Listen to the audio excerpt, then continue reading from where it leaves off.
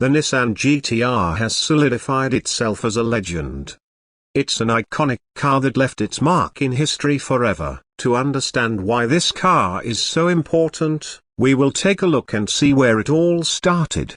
Going all the way back to 1969, Nissan had released the first generation Skyline GTR. It was advertised alongside the Nissan R380 race car to showcase Skyline's racing heraldry.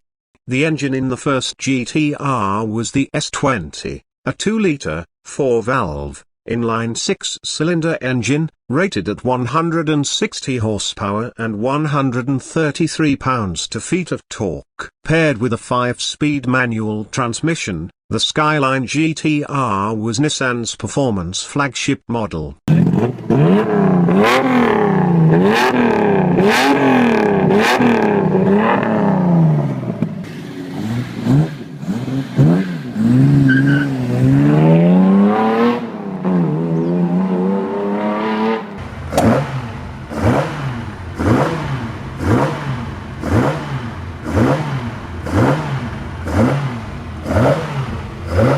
In 1973, Nissan revealed the second-generation GTR. But it was unsuccessful. After Nissan only built 197 examples, Nissan stopped the production line and put an end to its short run of the second-generation GTR, and withdrew from all factory-sponsored racing activities in March of 1973. The move responded to the oil crisis that reduced the demand for high-performance sports cars at the time. This was the end of the GTR. Until 1989, where Nissan released the third-generation GTR, the R32, but this time it wasn't doomed like the second generation. This time Nissan did something special. They made Godzilla. You would have thought if you were designing a car to take on the Porsche 928 and the Ferrari 355, you'd make it look just a little bit more exciting than this. In the decade that led up to the R32 GTR, Nissan was making and selling the Z car lineup that proved to be a major success for Nissan. Because of this success, Nissan decided it was time to bring the GTR back. The new GTR included for the first time all-wheel drive with 4-wheel steering, and the traditional GTR inline 6-cylinder engine. But this time it was fitted with twin turbochargers capable of 316 horsepower. However, Nissan understated the engine's output and claimed only 276 horsepower and 260 pounds-feet of torque for political reasons. The new GTR was a suitable successor to the original hakosuka.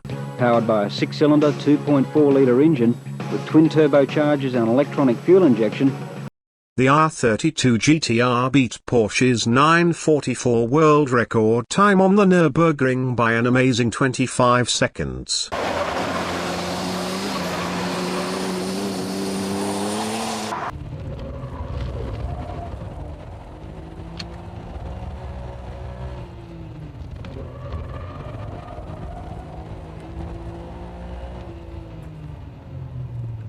This R32 generation was so dominant that it in fact won every touring car race that it entered. Nissan ended up winning 29 consecutive races and dominated the Japanese racing scene for 4 years. The car claimed 50 wins in the Japanese N1 series and also dominated Australia's touring car series, earning the name Godzilla in the process.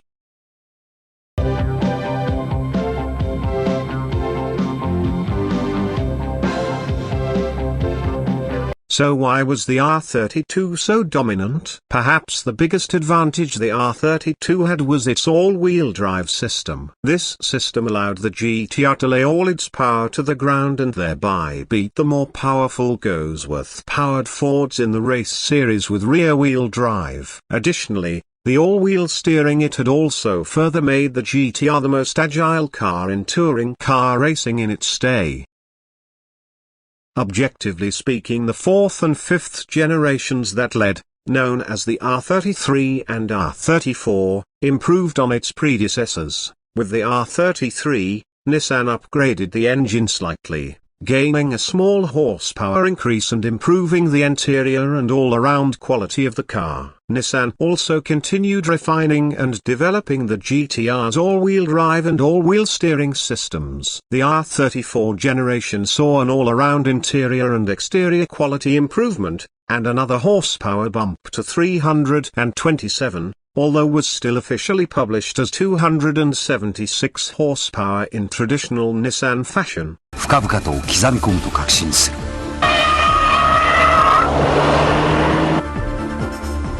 歴代の GTR より受け継いできた伝統、最新のテクノロジー。Nissan also released extremely rare versions of the GTR. The R32 GTR Nismo saw a total of 560 examples built.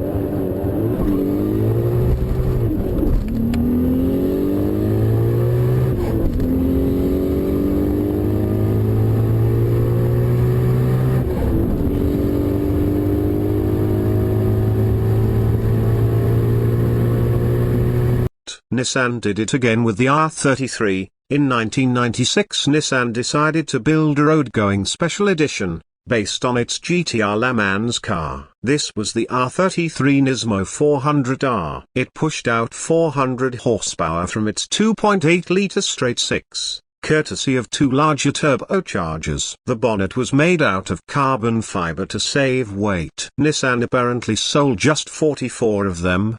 In 2005 Nissan made a special limited edition Z-Tune, to celebrate the 20th anniversary of Nismo. 20 used cars were transformed. The entire car was hand-built from the ground up. The engine in the Z-Tune makes an amazing 500 horsepower. It also used a 2.8-litre engine, upgraded turbos, and cylinder head. The Z-Tune also used many carbon fiber exterior bits, such as the bonnet, fenders, front lip, and spoiler. つくばコース2000で Z チューンを走らせるドリドリ。スタイヤ履くとこういうコーナーでもね、2足使える。でもまあノーマルタイヤだから3手だなって言った方がいいと思う。入っちゃうからね。乗りやすいな。すごく乗りやすい。安心してられるよね。足がしなやか。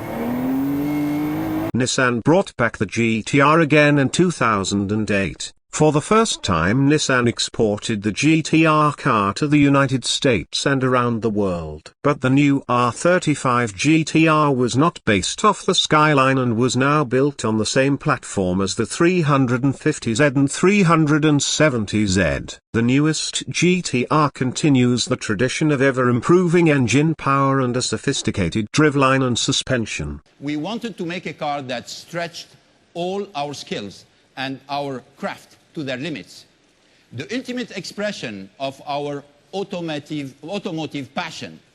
When you drive GTR, when you watch it compete in next year's Super GT Championship here in Japan, we're confident you're going to say, Nissan has delivered. To this day it stands as Nissan's performance car. What kind of impact did the GTR leave on the world? The Skyline GTR is seen in films such as Fast and Furious driven by Paul Walker, and seen in video games such as Gran Turismo, Need for Speed, and more. I'm sure many of us grew up playing and watching these games and films. But because of the import laws many people couldn't own the Skyline GTRs, aside from the R35. Until a few years ago where import laws from many countries and the US allowed cars to be imported after they reached a certain age. With new technology and information easily available on the internet, people began quickly buying, modifying, and tuning the GTRs. The turbocharged engines that came in the GTR reacted really well to modifications.